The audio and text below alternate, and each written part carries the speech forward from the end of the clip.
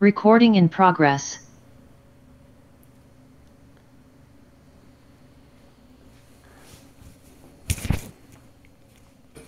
All right, can everybody hear me okay?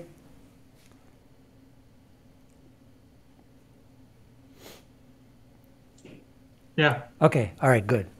All right, so let's continue this discussion of the electric field concept. Let me erase the board and let me write our equations for the field.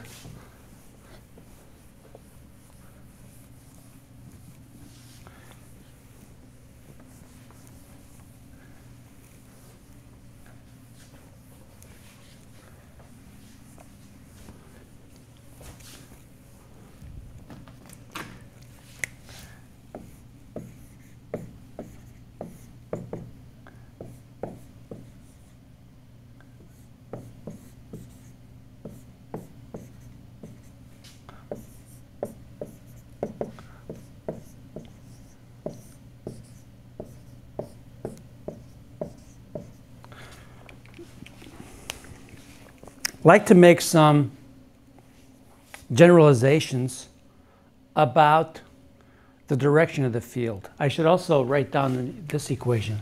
All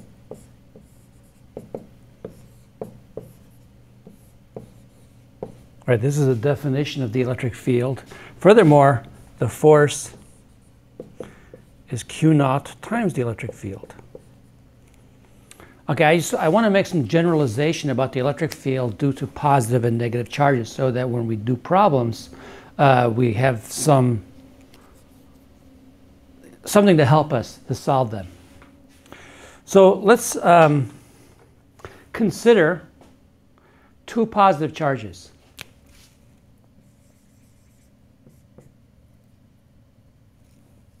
One here and one here. And I'm going to call this the source. In other words, I'm going to call this the source of the field, and I'm going to call this the test charge. Now, whether this test charge is there or not, there still is going to be a field at this location. Because once I put the source there, I can assign a vector at every location in space that represents the electric field that would be experienced at that location in space. So, first question is,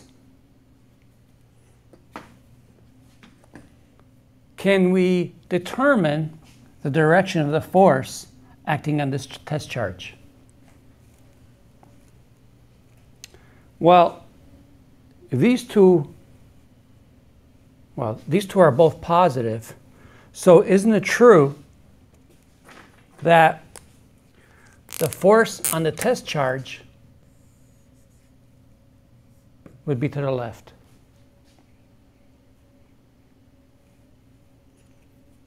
Right? Yes. Yeah. Now, what about the direction of the electric field? The electric field is the force over the charge. So you're taking the force vector and dividing it by a number. If it's a positive number, the direction of the vector doesn't change. All it does is change the size of the vector. And so the electric field points that way. If I put a test charge over here, also positive,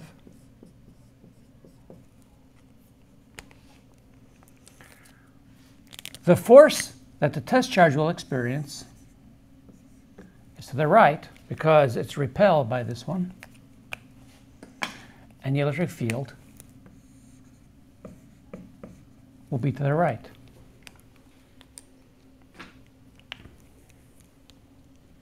If I put the test charge up here,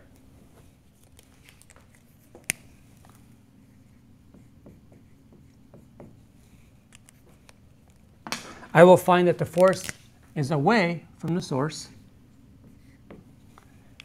And Assuming, I'm sorry?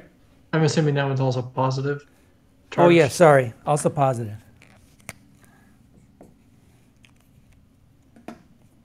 And the electric field points upward. Because again, we're dividing by, the Q is positive, so I'm taking the force dividing by a positive number. So anyway, if I go all the way around, here, I will find that the electric field vector always points away from the source. The electric field vector is always directed away from a positive source.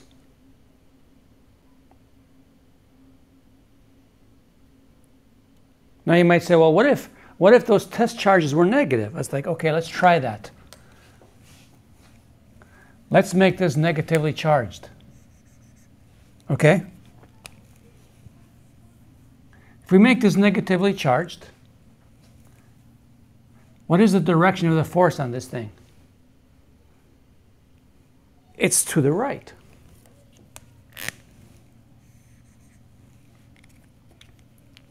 But then I take the force that's to the right and I divide by a negative number. What's going to happen to the vector? It'll be flipped. It'll flip. And so the electric field will point to the left. Again, it's away from the source. So if I make these negative,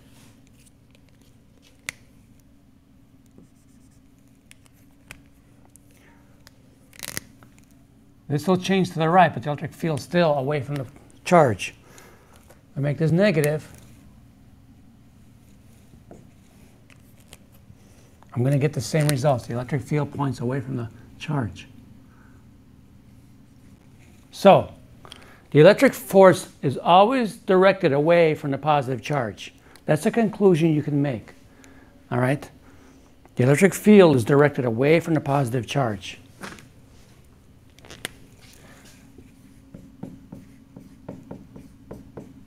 I won't write the whole word out.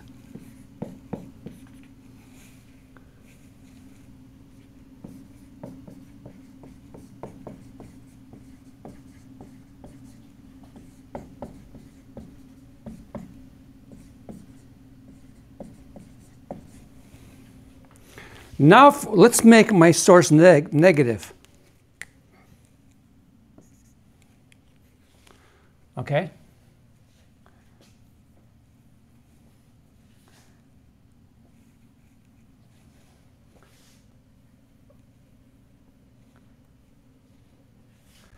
Let's make my source negative. I'm not going to go, I'm just going to do these two sides. Let's make our test charge positive.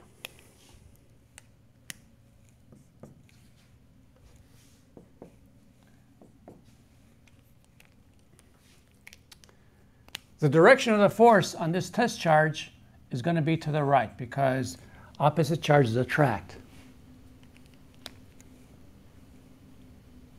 If I divide by the test charge, which is positive, then the electric field will point in that direction.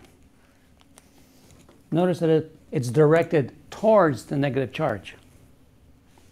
Let's go to this side. These two charges are attracted to each other.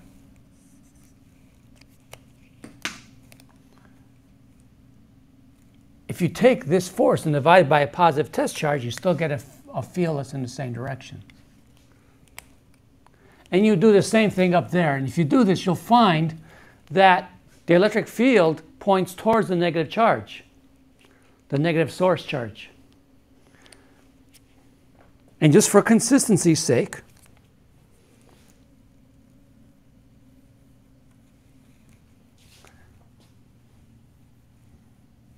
let's make this negative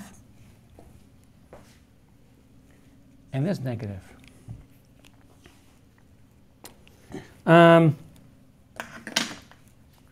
These two objects will repel each other. The force is to the left. But if I take that force to the left and divide by a negative number for the test charge, the electric field will point to the right. Let's go to this one. These two repel each other. Forces to the right. I divide this force that points to the right by a negative number. It'll flip the vector. And so the electric field produced by a negative charge always is directed towards the charge.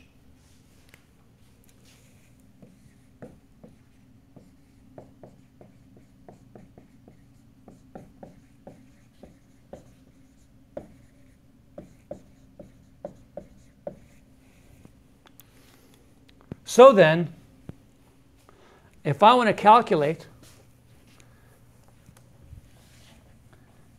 the electric field due to some charge here at this location, since this is a positive charge, I know that the electric field is going to be directed away from the positive charge. So I can use this equation and my knowledge of the direction of the field due to a positive charge to figure out the actual electric field vector. Or I can use the more mathematical version where the unit vector goes from the source to the point where you're calculating the field. So I can calculate the magnitude and use this idea that it points away from the positive charge along the line joining those 2 points to give me the electric field. Okay, so now I have some tools, some intuition in terms of how to calculate the electric field. Okay, those are 2 important things you need to remember. Okay, you need to remember that. I'm not going to put that on the equation sheet. So,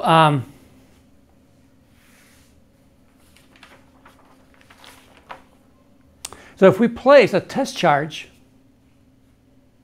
at some location in space,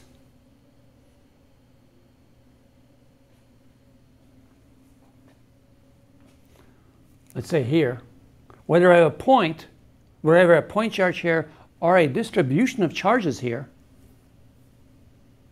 if I can calculate the electric field due to the distribution of charges, all I got to do is take the electric field, multiply it by the value Q naught that's placed at this location, and I can get the force on it.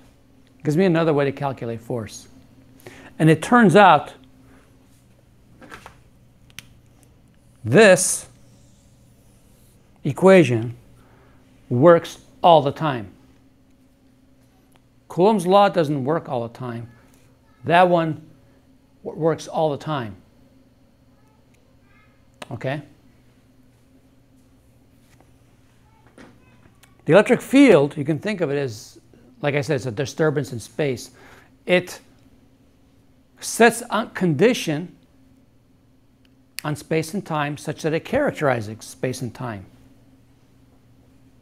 Because you can assign a vector everywhere in space as a result of putting this charge here.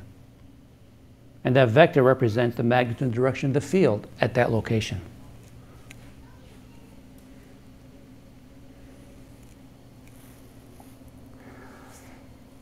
The electric field has an important consequence.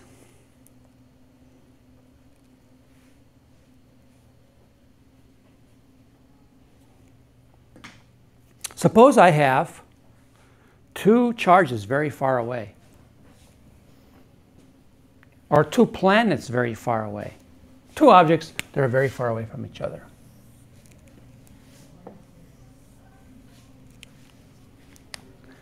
Let's say something happens to this object. It explodes. Something happens to it. Is this object going to experience the change in force instantaneously? Or is it going to take time for the information to travel from this object to that one? It'll take time. It'll take time. The information will travel at the speed of light. As a result, the time rate of change of momentum, which is the force here, is not going to be the same as the time rate of change of momentum here. Newton's third law then is not valid. How to resolve that? That information is carried by the field. The electric field acts as an intermediary agent. If one of the charges in the system is moved, something happens there, the change is not instantaneously propagated, but the electric field carries that information.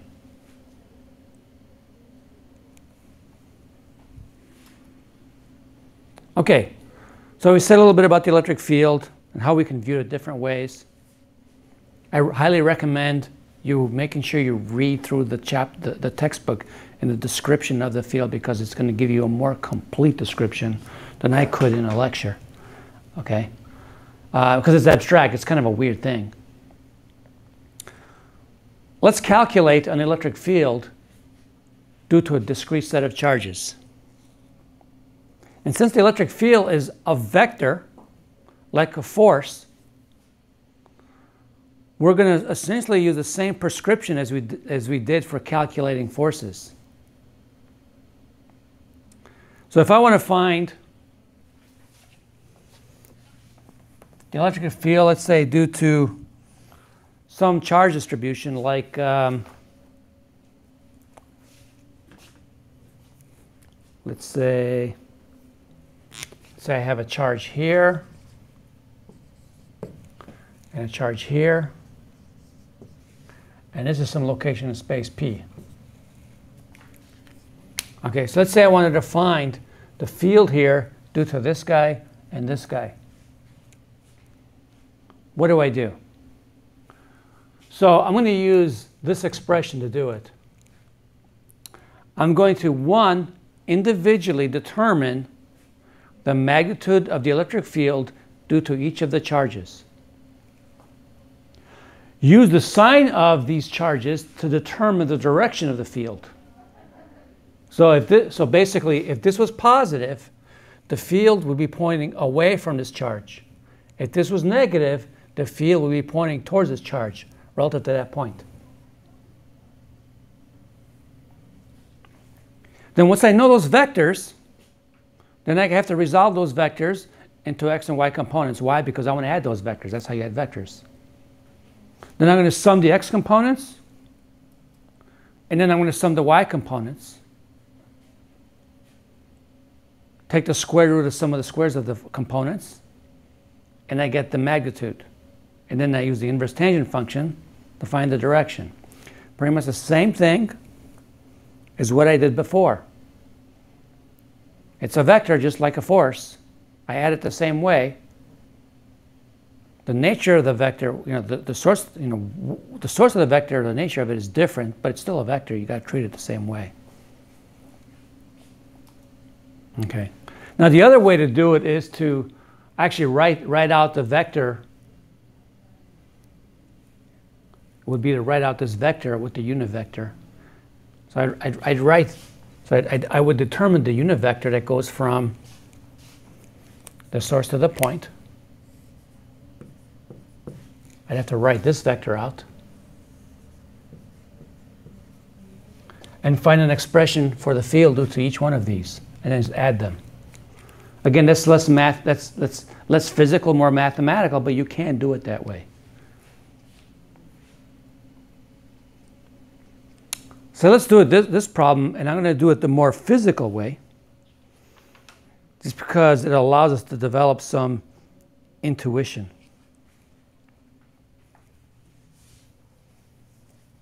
It turns out, though, that when we do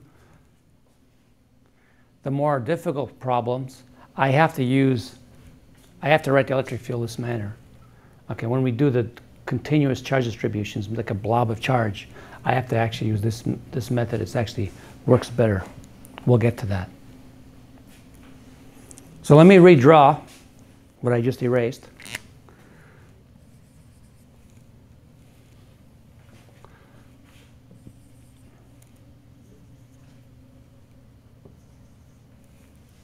So I have a minus 3 nanocoulomb charge, and the geometry on here is really easy.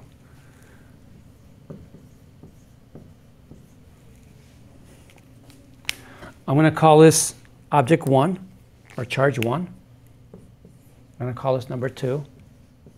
And this is going to call just some location in space for now. Okay? I'll put the charge there later. Whether that charge is there or not doesn't matter. It's not going to affect the field at this point. I want to calculate the electric field at this point. So I got to write some numbers down. This distance, 0.300 meters. And this distance,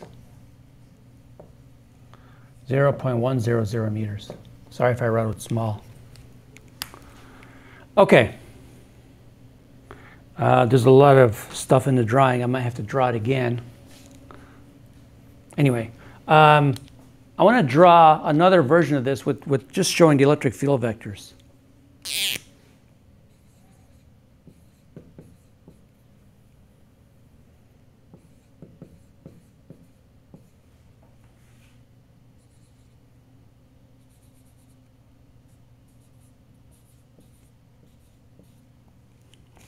That's my point P.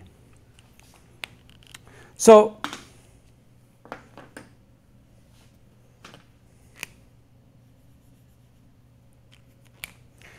the electric field here, due to this guy, because it's negatively charged, will point towards the negative charge. The electric field is directed towards the negative charge. The electric field at this point, due to this guy, points away because the electric field is directed away from the positive charge.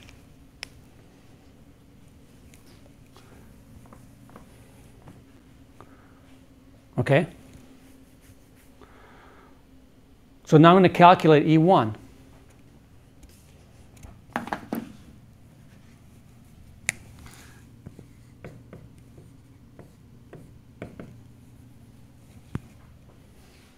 It's K. Again, I'm not writing the units. I apologize because I don't have enough space on the board. Okay. Times Q, the magnitude of Q.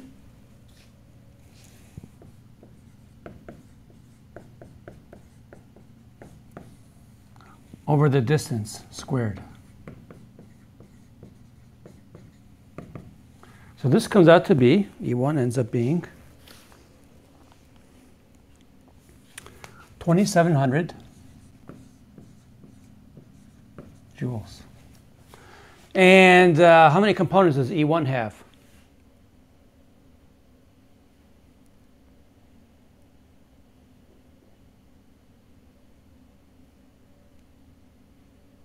Just one, because there's no side values, right? Yeah, Or so it no just points downward. X values. So our resultant vector is going to be easy to write because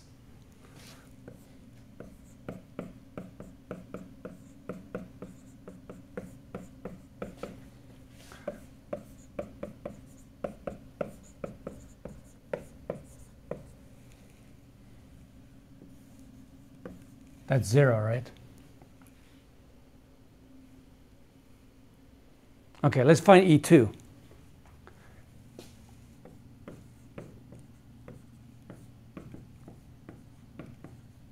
Let me know if you can't see it.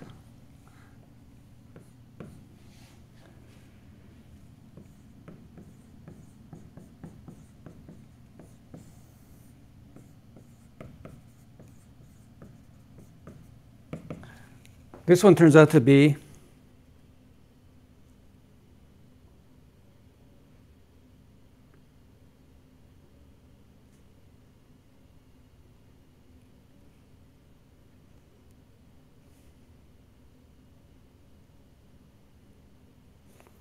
hold on one second.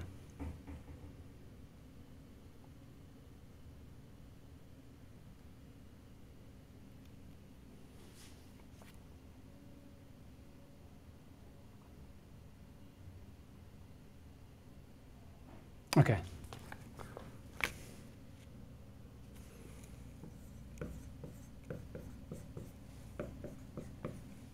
Let me get rid of the J there, sorry, because I'm calculating a magnitude. Are we okay so far?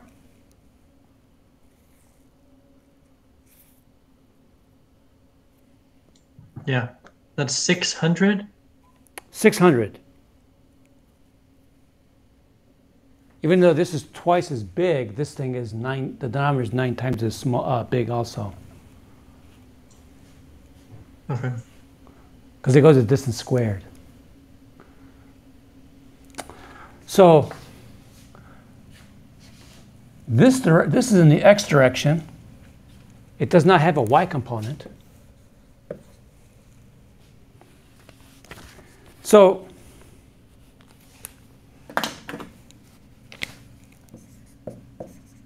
E2 is E2x, which is 600 I newtons per coulomb plus a negative 2700 J newtons per coulomb. Does that make sense?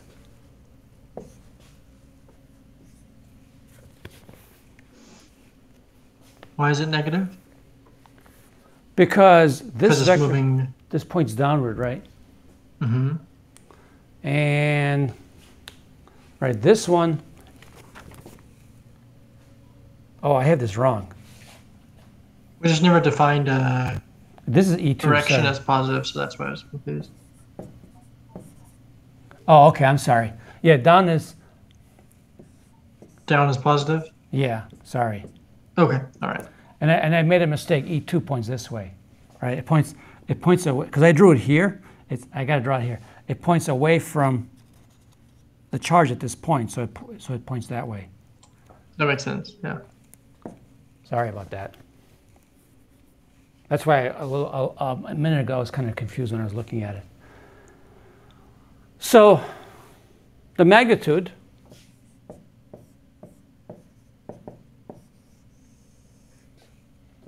is 600 newtons per coulomb squared plus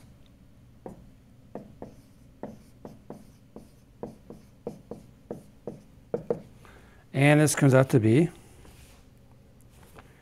2770, and the angle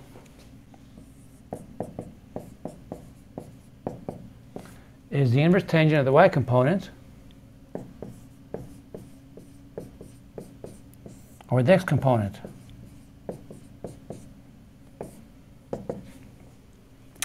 Oh, we got to be careful. Why do I have to be careful here?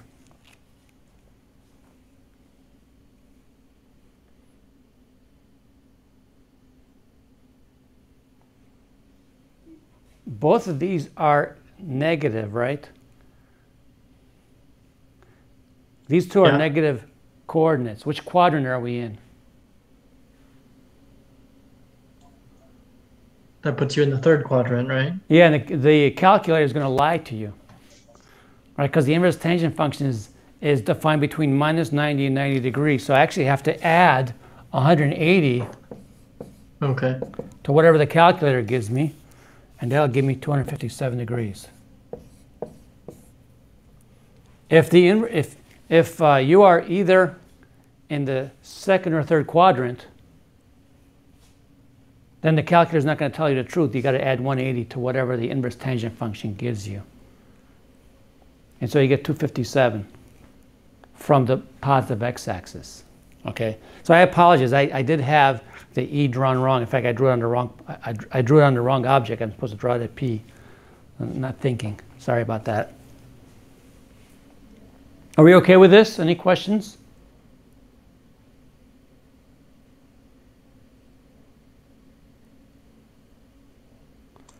How do we deal with sig figs here? It's just 3 because of what we started with?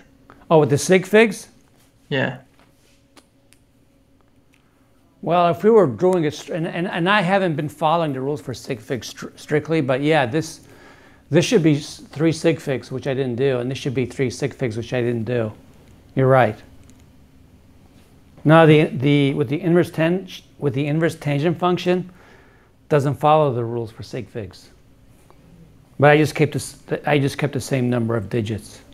Okay. All right. Okay.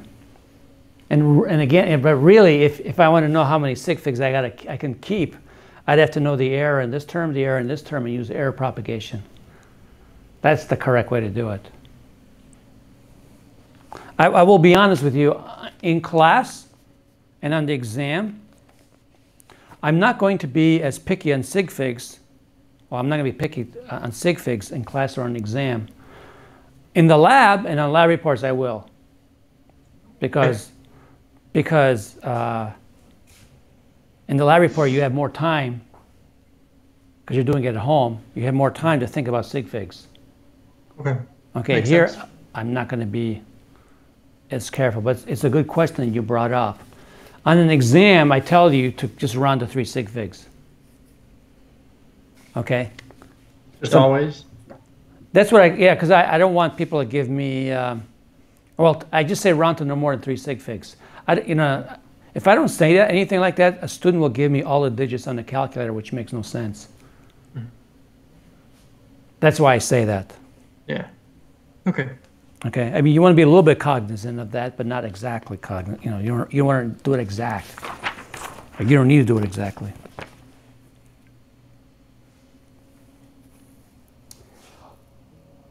Let's learn about symmetry too. Let's talk about symmetry in systems.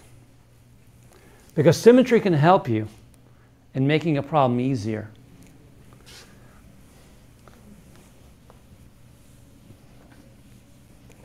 So let's consider the following.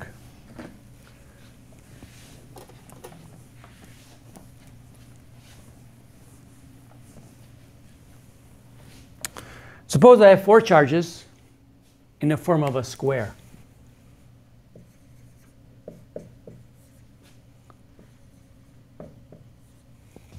And their magnitudes are the same. Not a square, rectangle.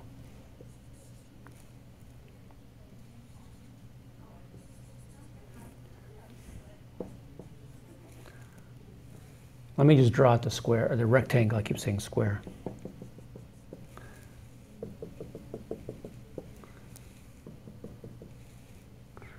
I want to know what the electric field is at that location in space.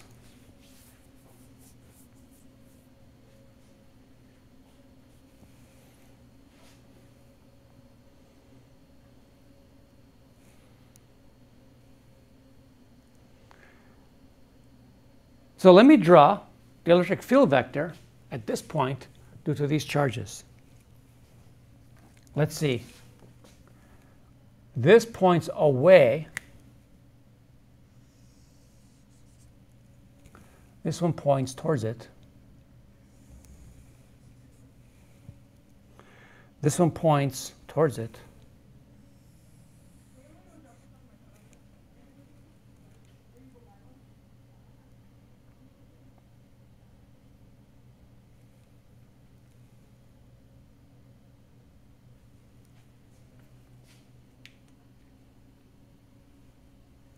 Let's see if I drew it right. Oh, I had this. This is positive. Sorry. I was wondering. I was like, I'm going to get a weird answer. I drew that wrong. Sorry. So that one's positive. So it points away.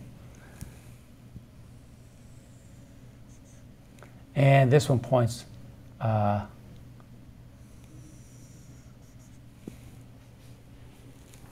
this one points away from the charge towards P. This one points away from the charge towards P. This one towards the negative Q, and this one towards the negative Q. It's a rectangle. The magnitude of the charges are the same. I drew my picture. What can you say about the lengths of all these vectors?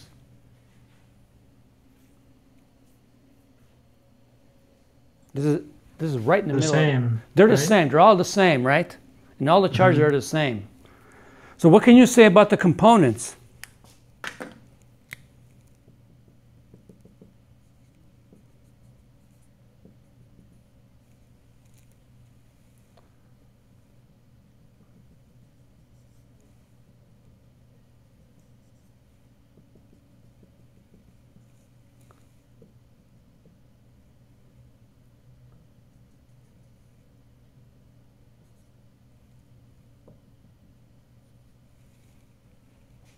What can you say about the components?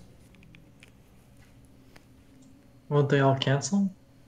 Which ones? Well, actually it would be twice for all of them, right? Because from the positive Q to the negative Q, they're the same direction and they're the same magnitude. So wouldn't that be double? Well, Or is it based on? let's look at the red arrows. Because those red arrows are opposite the ones on the top. All right, but if you add these two together, what do you get? 0. And if you add these two together, what do you get? 0. And then these two and these two add in the same direction, right? Yeah, so that'd just be doubled. Double this pair, right? Yeah. Or The 4 downward. times one of these. Correct. So really, the total electric field is 4 times E sub y, right? Yeah. It's going to be 4 times k q over whatever this distance is. Let's call it r.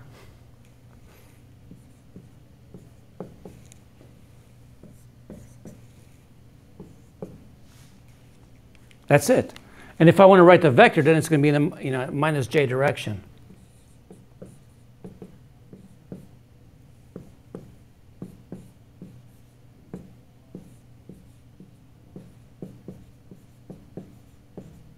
And then I'm done.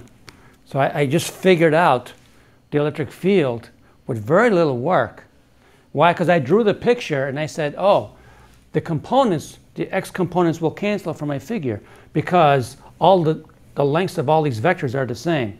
So in a test, you can save yourself a lot of work by doing something like this, but you have to explain why you used the shortcut. That make sense? Yeah, how would one explain that? Well, you can say that these lengths are the same. These angles are the same, so that the x components cancel. And then all the y's just combine. Yeah, and then you just write that down. Okay. And so you can do that very quickly. Here's another one. I want to erase that. Let's try this one. I have a ring of charge.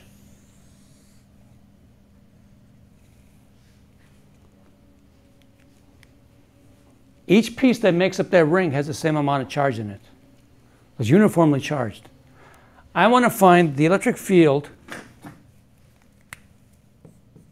at that point P. Just for fun, let's make this thing positively charged.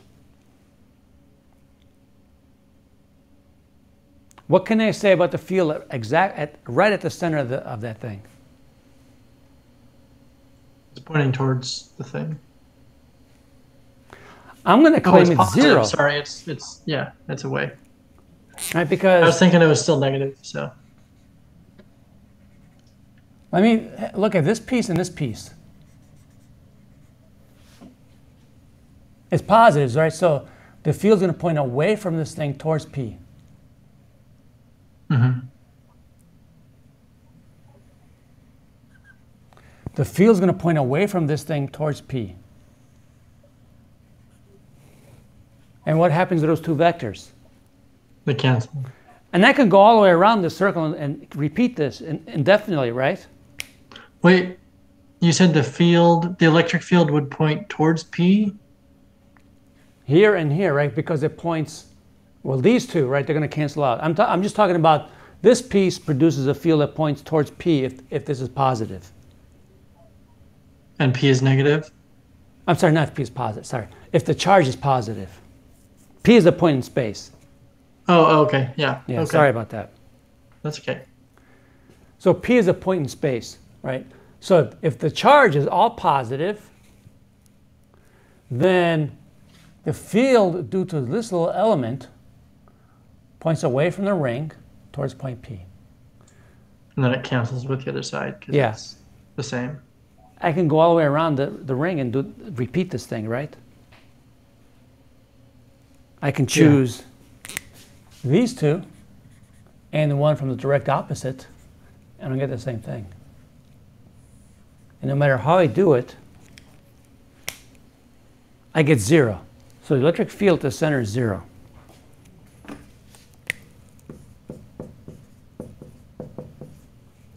So what if I put a charge at the center? What, does it experience a force?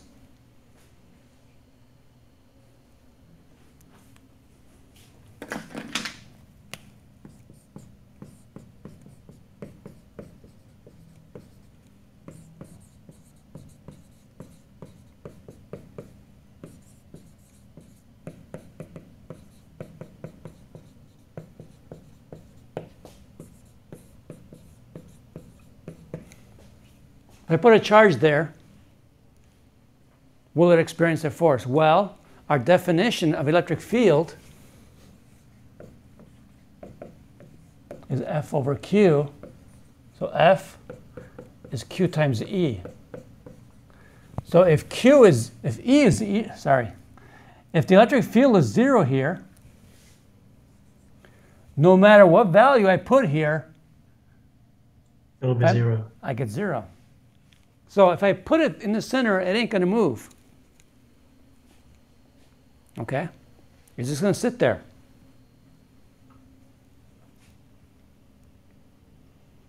If I put a charge here at this location, it's going to move in the negative y direction if the charge is positive. And it's going to move in the positive y direction if the charge is negative. Think about that. Going back to the problem we did up here, if I wanted to find, let me go back a couple slides. If I go back to this problem, oops, if I put the 5 nanocoulomb charge there,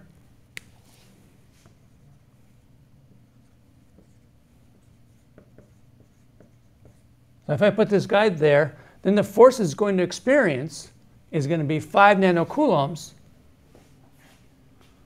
times this value in this direction.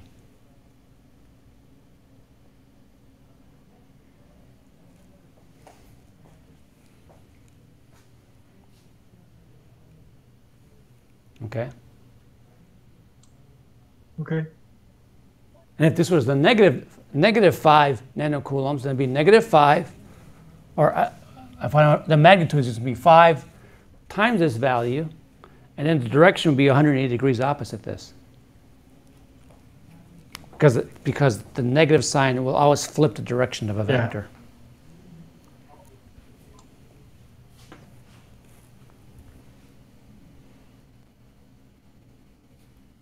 Now we're going to do problems that are a little bit harder. These are discrete charges. Right, you can count them. Right? Discrete means they're countable. And doing problems with discrete charges is easy. It becomes a little bit more complicated when your charges are not countable. You have a continuous distribution of charge. Like the charge on a disk, or that ring, although that ring one was easy. So that ring of charge that I showed you,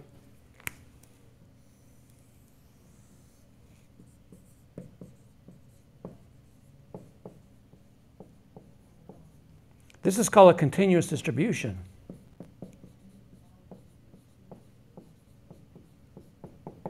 Because you don't have a countable number of particles. You can't count them. You have to break it up into a bunch of teeny tiny pieces, really small, a lot of them. Okay?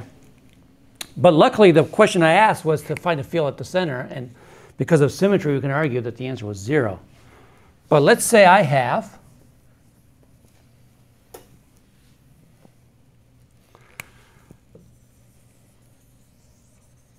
some weird distribution of charge. I want to calculate the electric field there.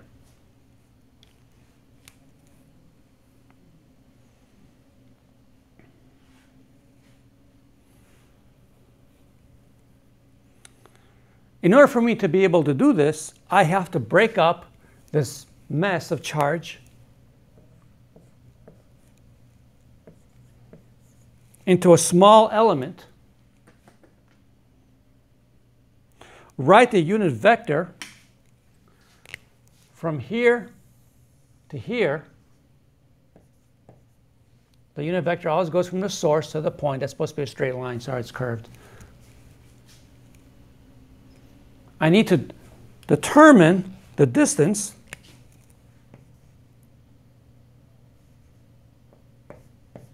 the magnitude of the vector r that goes from my source to point P. And then I write an expression for the field due to this little thing.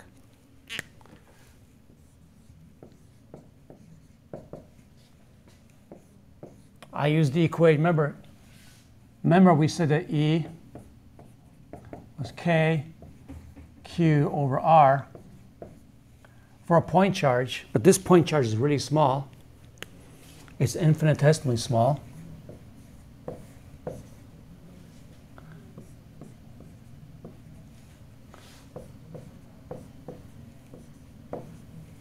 I write that. So I wrote that expression for this little guy that makes up that object, but then this thing is made up of a lot of DQs.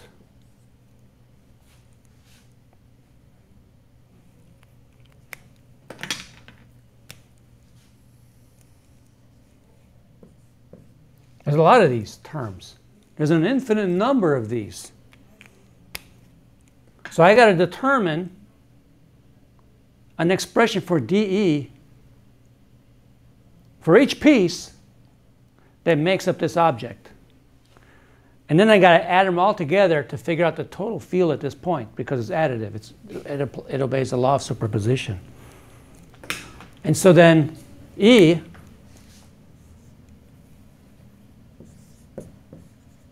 is the sum of all these infinitesimals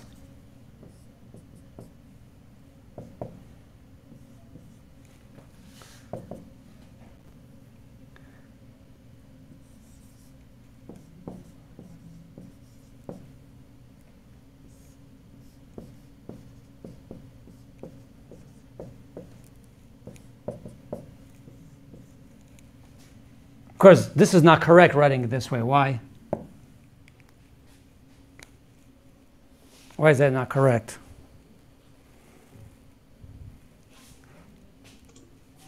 Isn't the dE supposed to be with integrals? Yeah, so this is really an integral, right?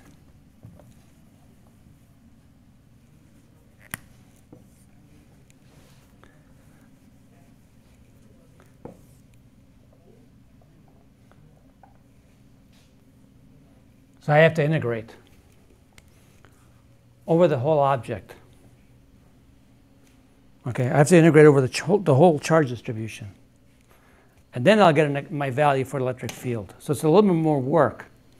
And so we're going to spend a little bit of time calculating electric fields due to discrete charge distribution, but we're going to try to do ones that are not too terribly complicated, because we can only use the math that's at our disposal at this time, which is Calc 2. But you'd be surprised, you can do quite a few problems.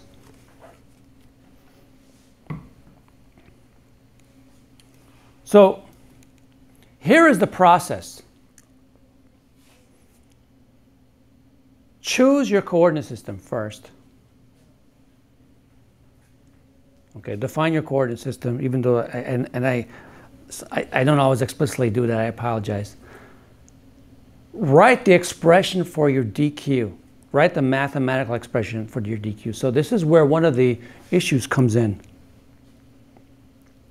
In the chapter 23 homework, I created my own homework problem where you practice how to write DQ for various charge distributions. You might have done something very similar to this in Physics 205. You need to determine r squared, the distance from the element of charge to the point at which you're determining the field.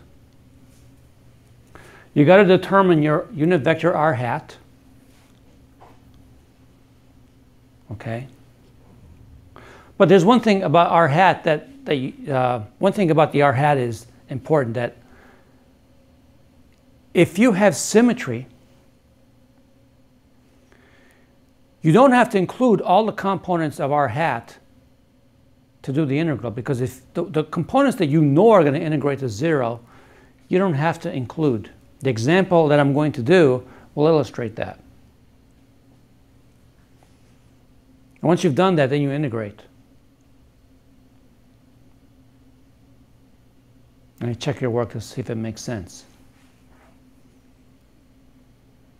So let's do an example. This is actually a harder example.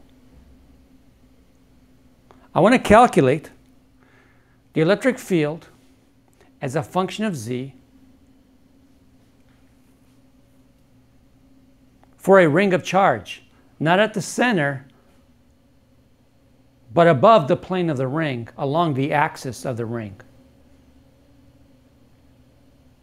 So let me try to draw it. It's very hard to draw for me, but I'll try it.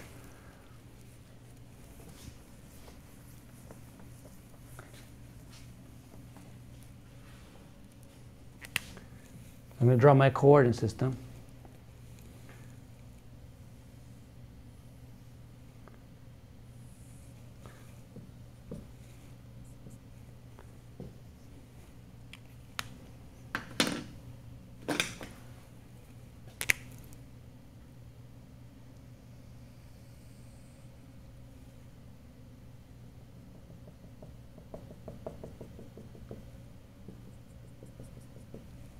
Here's my ring of charge. It's not the greatest drawing, but we'll go with that. It's this point P on the z-axis. And my unit vector r hat, I'll use blue. R hat goes from this, let's pick a little element dq of this ring in the plane, and let's draw it like that.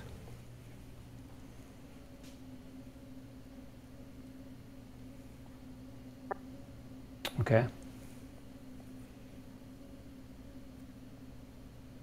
And we want to calculate the electric field. So my goal is to first figure out what my dE is. I need to figure out this expression. And I got to do it one at a time. I got to figure this one out and this one out. Put it together and integrate. So I got to be very methodical, slow, and I'll get the answer right. If I'm just slow and methodical. So the first thing I want to do is figure out what dq is. How much charge is on this thing? Now let's think of a ring. Oh, by the way, the radius of this thing is a.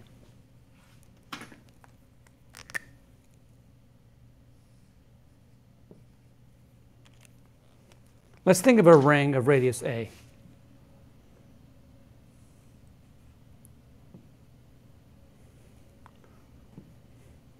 I want an element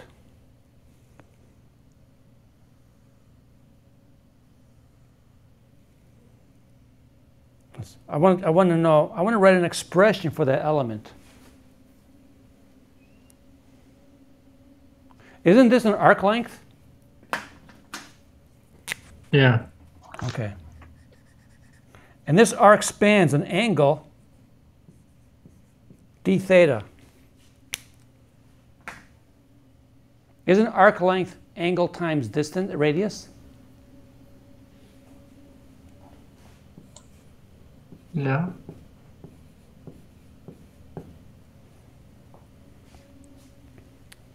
If the charge is the same all the way around, isn't the total charge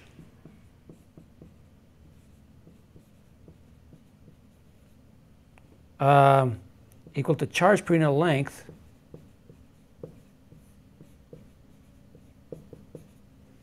times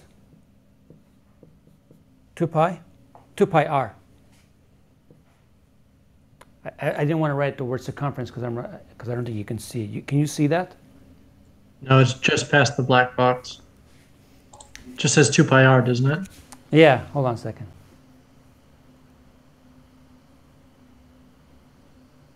Oops. Okay.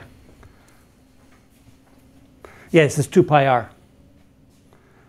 Right, charge per unit length, and I'm going to denote charge per unit length as lambda times circumference.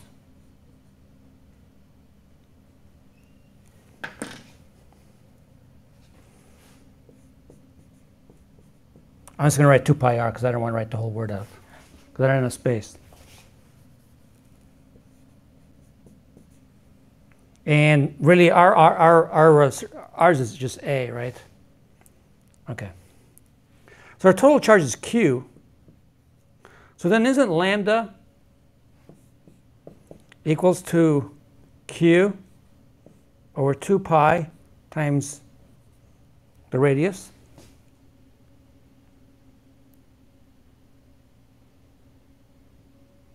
Yeah. And if I only had half this ring, the amount of charge on half this ring would be Q over 2 pi a times half the circumference, which will give me half the charge, right? Mm-hmm. Okay.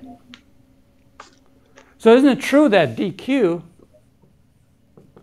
is lambda ds? Charge per unit length times length. Mm-hmm. Yeah. Okay, so that's going to be Q. Maybe I should use it. Did I use a capital Q? I did. Q over 2 pi a times ds. But ds is AD theta.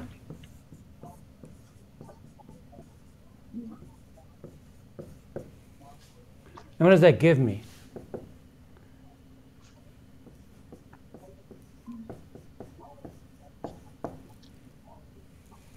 Notice that if I integrate this all the way around the circle, what do I get?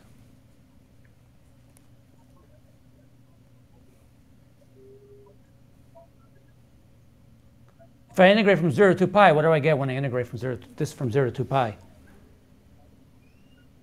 Wouldn't that be everything? I get everything, and that's what it makes sense. Okay. So that's my dq. What's r squared? A squared?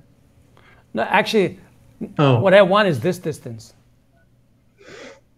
I want the distance from this element to the point P. So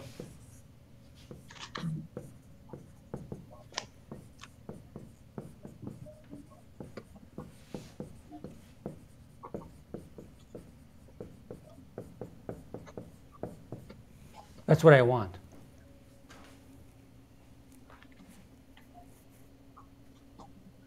What is that distance? Well, it's going to be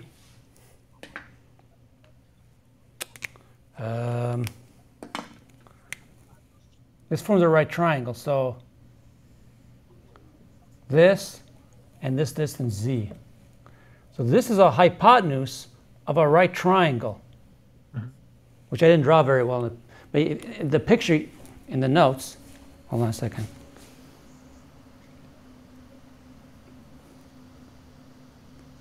Has a better version of the picture. And so this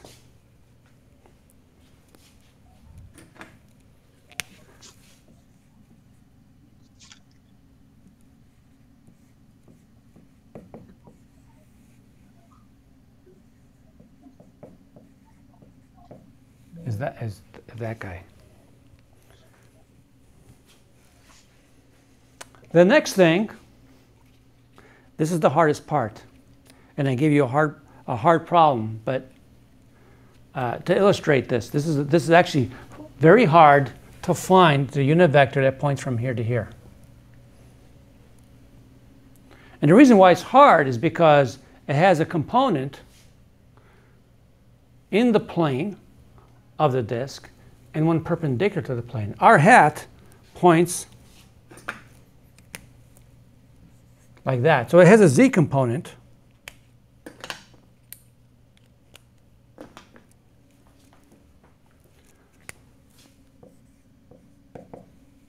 It has a z component.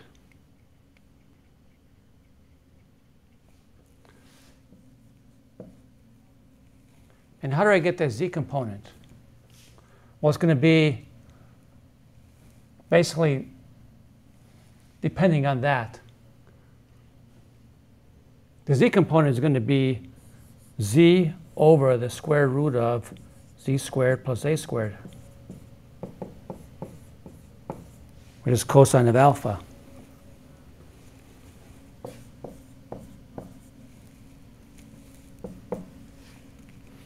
Well, how in the world do I find the x and y components?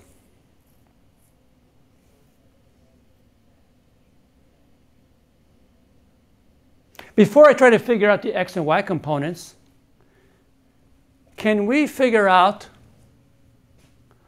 what the direction of the field is going to be at that point?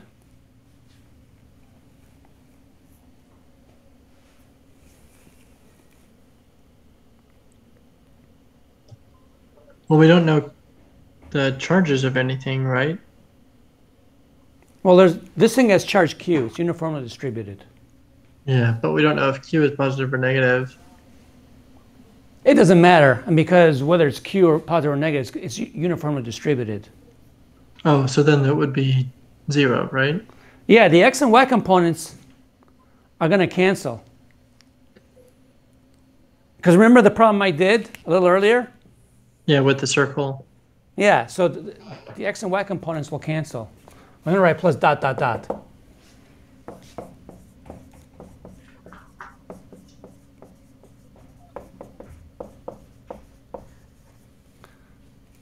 I have everything I need then.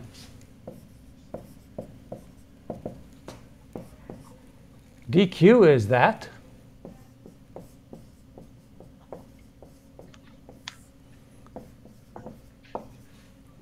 Why does the R hat have an I hat? Shouldn't That's it a be K, a K? right? Oh, yeah, it should. That's what I was thinking. But Is that better? Yeah. Sorry. I didn't draw very well. No worries. And the other terms give me 0, so I don't care. But cosine of alpha is z over the square root of z squared plus a squared.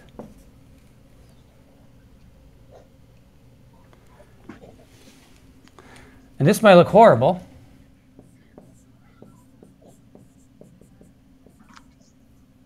But it's not.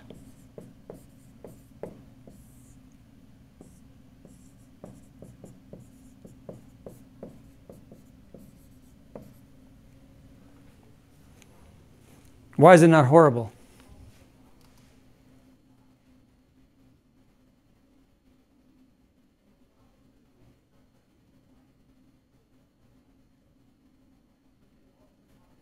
Because what are you integrating with respect to? Oh, theta. You just add a theta. Yeah, there's an easy integral. All I got to do is integrate this from 0 to pi. So if I integrate this from 0 to pi, that 2 pi cancels.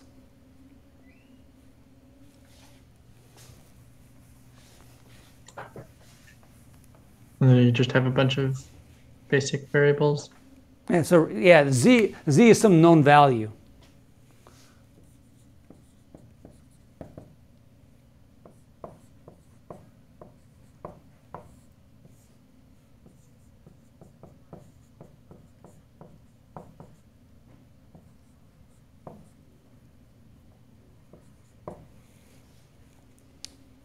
That's it. You're done. It's hard to set it up. And that's the thing. Most of the problems we do in this class, it's the setup that's hard, not the integral. The integrals are probably going to be way easier than the ones you encounter in Math 31. Okay? I mean, that's the easy integral. It's the setup that's hard. That's the thing you have to learn how to do, is the setup.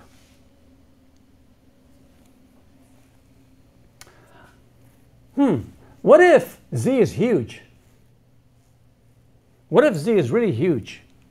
If you're really far away from the ring, what does the ring look like? A point. Looks like a point charge.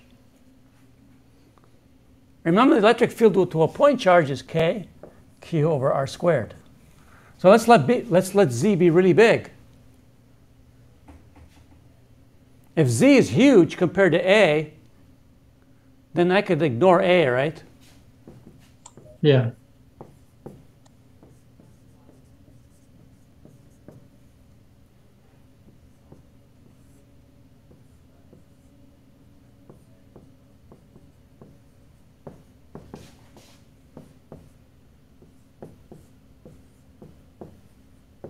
And I get the expression for the field due to a point charge.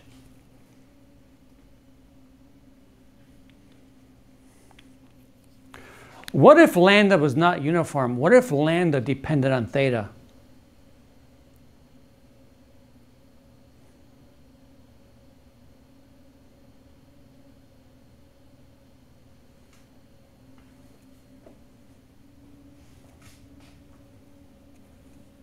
Well, then my integral would have a theta dependence, right?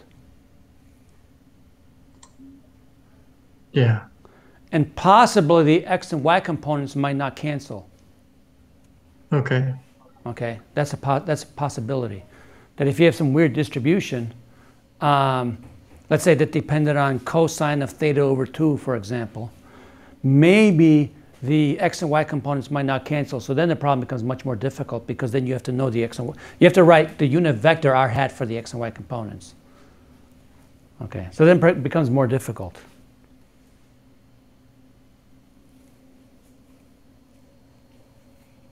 Let's do one more example. This time, the charge density is not uniform.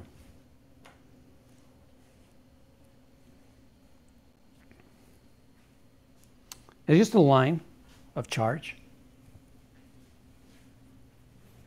So the geometry is a little bit simpler. It's just that the charge distribution is not.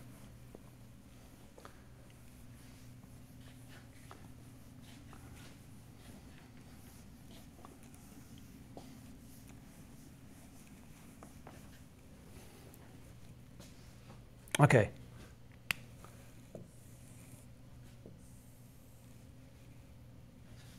So I can draw a straight line.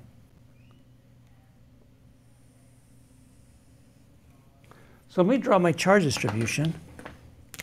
It goes from the origin. It's a rod.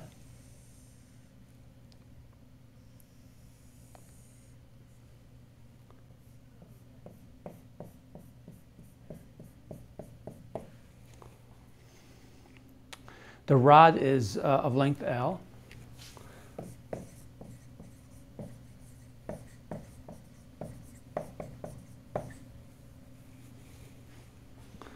And we're given lambda is lambda naught x.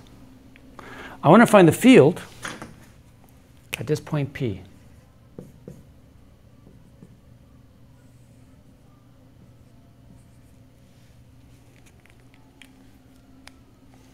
Same prescription. I need to find my dq, my r, and eventually r squared, and r hat. So I'm going to draw an element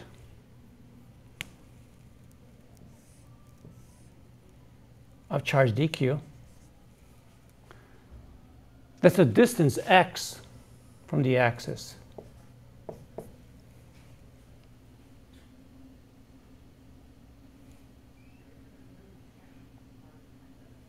dq is going to be charge per unit length times the length, dx. R hat, that one's easy. R hat is the vector that points from the source to the point.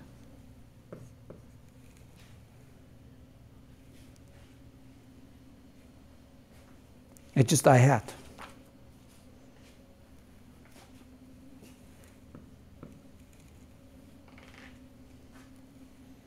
And R is this distance. So it's going to be this minus that.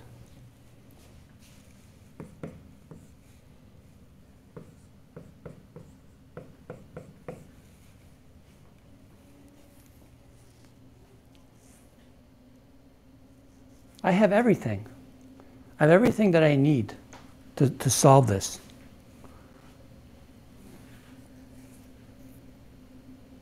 But let's say, let total charge be known as Q. If I know that, I can figure out what lambda naught is. And the reason why is because the total charge is the integral from 0 to L of lambda naught x dx. So this integral is going to give me, so lambda naught, if I know what Q is, lambda naught is going to be 2Q over L squared.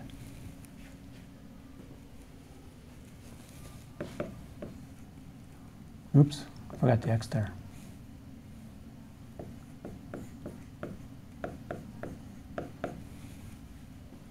So then dE is K, dQ, x dx over this squared comes I hat. And then we integrate. I'm not going to spend time performing the integral. I will just give you the answer. Don't tell your calculus instructor that I did that. I got to integrate over the whole length of the rod.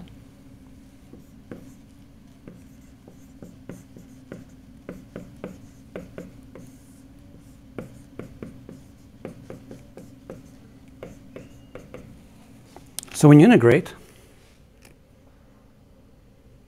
you get the following.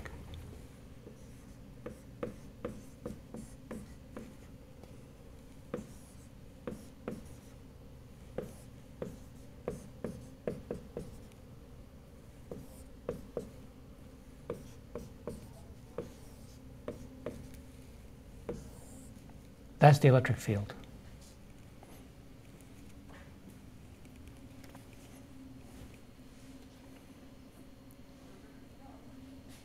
Okay?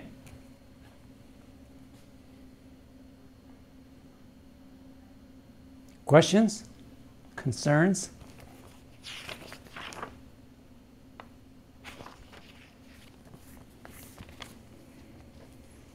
What if I just got a couple more questions and then I'll stop.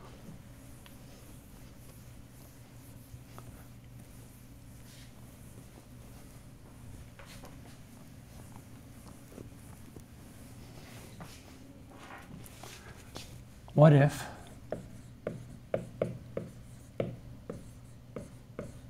A is much bigger than L? So let me rewrite this.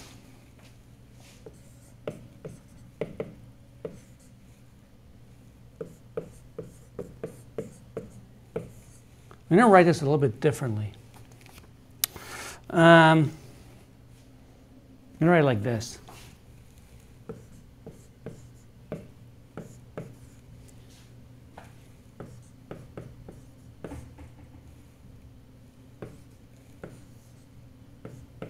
I use one of the properties of the logarithm. In fact, I'm going to write it one more time.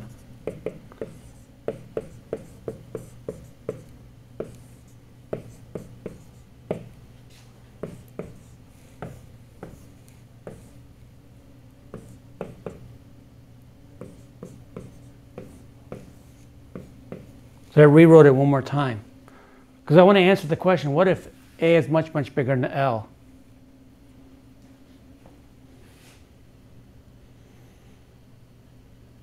This thing is going to be small. So what I'm going to do is the following. I'm going to use the following expansion. The natural log of 1 plus x is approximately equal to x minus x squared over 2 plus x cubed over 3. And you've seen these expansions in your physics class. I'm sorry, your math class, Math 31. So I'm going to expand this to the first term.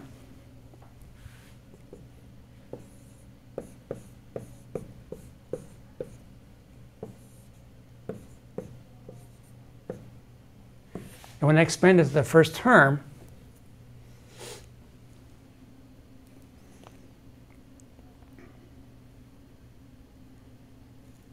let's see, hold on, let me check my math here. Actually, the second term, sorry. I'm going to go up to here. What I'm going to get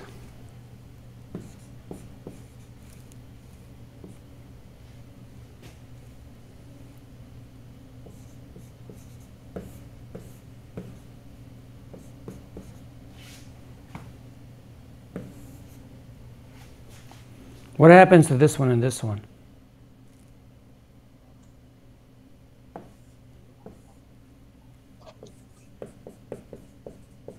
Isn't it squared though?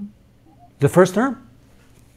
Oh, yeah, sorry. No, I was thinking that they were both in the parentheses. Only one of them is squared, see. so I'm sorry.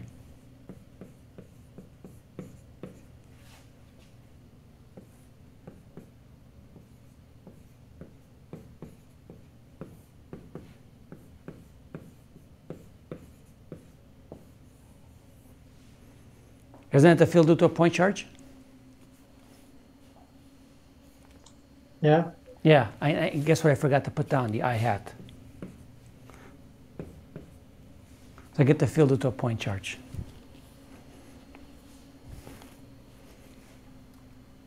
There's a lot of fun questions you can ask. And if you do the problem and you get basically the field due to a point charge when you expand it, then you're fine. This one I had to do an expansion. The previous one I didn't. Okay. So really that's it. So I'm going to stop here. On Tuesday, I'm going to talk a little bit more about problems in more than 2 and 3 dimensions. I got to mention some things. Okay. Luckily, this lecture is videotaped, so you can look at it again. I know you're going to be focusing on the exam. One of the weird things about doing the 3-hour lecture is that there's first of all, you're doing everything at once, and then we only meet once a week. So that's one of the issues. I apologize for that. I wanted to show you something. I forgot to show you the electrophorus. I talked about the electrophorus the other day. This is the electrophorus, the good one. The piece, the one with the wax and the plate.